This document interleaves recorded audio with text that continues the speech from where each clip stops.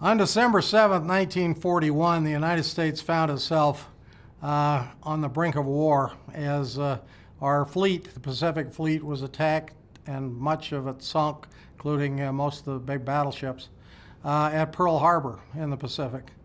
It was a surprise attack. There had been a lot of words done in Washington with the ambassadors from Japan hoping to stave off a conflict. But it was a kind of a dastardly sneak attack by over 350 airplanes, Japanese Zeros. At any rate, as a result of that, 2,700 Americans lost their lives, almost half of them on the ship Arizona as it blew up. The very next day, the President of the United States needed to go to Congress to ask for a declaration of war. We followed the Constitution closer then, and Congress needed to issue a declaration of war under our Constitution. The President asked for it.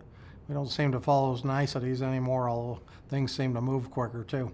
But the point was that FDR needed to get from the White House to the Capitol, and there was so much fear at the time that Japanese agents, perhaps in Washington, D.C., might take a shot at the President.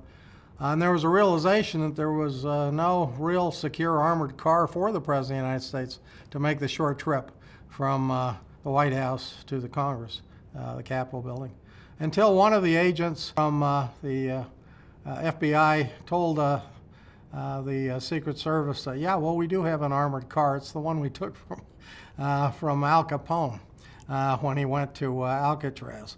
And so that's the car that the President took up the hill from the White House, the armored car of Al Capone. When the President asked, whose car is this?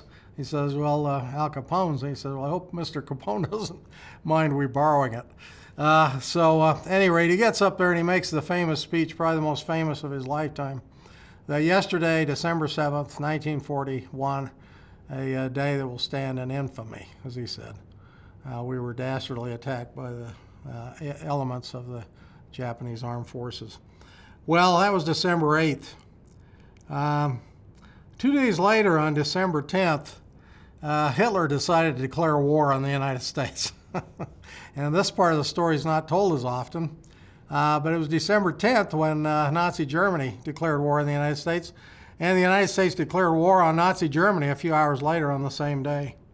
It was also on this day that Herbert Bayers Swap received this letter. He was chairman of the sesquicentennial luncheon on the Bill of Rights, which was going on in New York at the time, and they'd asked the President of the United States to speak. The 150th anniversary of the Bill of Rights, important time, but the President couldn't leave the White House, obviously, at this time. So he writes Mr. Swap, the first man to receive the Pulitzer Prize, great writer, this letter, December 10th, 1941, the White House, Washington.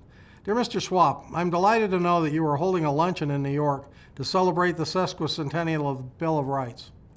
There never was a time when the real inner meaning of the Bill of Rights was more manifestly clear to all Americans and to all human beings than now. It is precisely for the preservation of the rights guaranteed by the first 10 amendments of the Constitution that we are now compelled to fight.